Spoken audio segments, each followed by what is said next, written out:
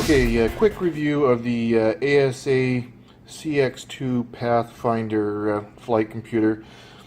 Flight computer is a bit of a stretch. This is a $7 Staples calculator with a dot matrix display pretending to be a some sort of flight computer.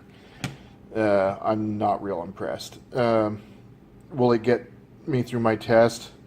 And would I rather use it this than this? Yeah. But I will say, you know, at least this has a visual representation of the wind in relation to the plane, where this doesn't even do that, and it has a dot matrix display. So, yeah, really underwhelmed. This is 1985 technology masquerading as 2016 technology.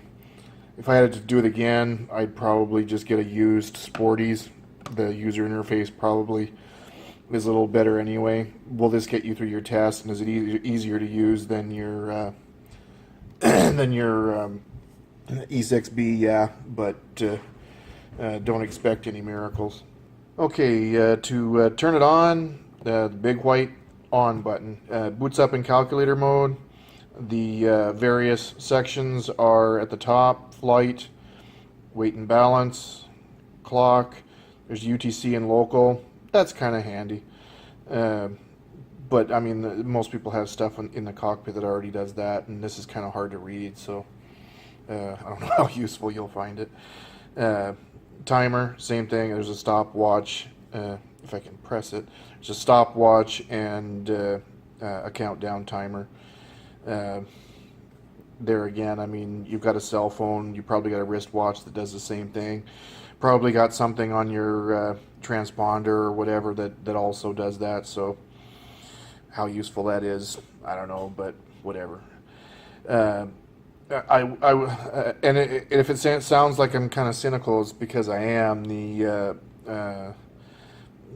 The screen is the resolution is so low. They've abbreviated everything, and they've made the user interface so difficult to go through.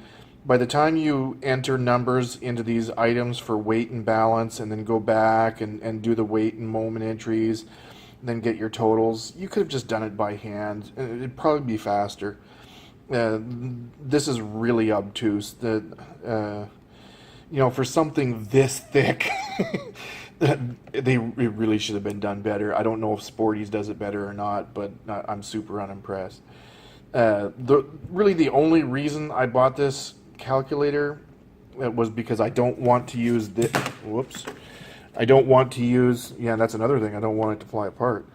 I don't want to use this for my test. If I can get it back together, I don't want to use this for my test. You know, dicking around trying to figure everything out on a 1930s technology slide rule, when at least I have that, even though it's super unimpressive. I'd rather use this than, you know, the manual E6B. But I would still encourage people to learn how to use this. You know, it doesn't need any batteries. If you're one of those people that worries about, you know, your batteries running out, and your spare batteries running out, and your spare batteries running out, I guess an argument could be made that there's your solution. So whatever floats your boat. This isn't a manual versus electronic debate. I'm just saying I would rather use this because it's 2016 than this. Okay. In plan leg, which is what I use this for in real life, the calculation is pretty straightforward. You go into, you know, say you're doing your individual legs. You can put the true course, the true airspeed, the wind direction, the wind speed, give you your true heading and ground speed. One thing that it doesn't do in any of the calculations is give you your actual correction angle for the wind. Yeah, you can figure that out, but it would be nice if, you know, there was a line item there rather than having to subtract it and figure it out yourself. It is, after all, a calculator. And it's got the rest of the usual stuff: heading, true airspeed, compass heading, leg time, ETA, and to from. There's also in here fuel calculations, fuel burn, fuel rate, endurance. And the rest of this is going to be all familiar. It's the same stuff that you would do on the manual E6B. It's just a lot easier. Even with this, it's a lot easier. The other stuff is the and one other point I want to make real quick is in order to get back to the calculator, there's no actual calculator mode button up here. You actually go back to the main menu, and then surprise, there's calculator in there. You can either press 5 or just scroll down to it and hit enter, and then you're back in calculator mode. One handy thing on here, although again, I mean, you could buy a $7 calculator at Walmart that would do the exact same thing, but it does have a bunch of different units conversions that are pretty much specific to aviation: nautical miles to statute miles, the other way around; gallons to liters, the other way around. It has some hours and hours, minutes, seconds versus the decimal notation back and forth. That's kind of cool. I don't think you'd see that on any other calculator. And you know, the usual metric stuff, and even millibars to inches and inches to millibars, which you probably wouldn't see. Well, you might see on a metric calculator. I don't know. Don't care. Other than that, that's really all there is to it. It has a, I'll just turn this off. It has a hard shell case that goes over top. That's kind of flimsy, but it does work. So you know, you're not going to bust the screen or anything if you keep it in your bag.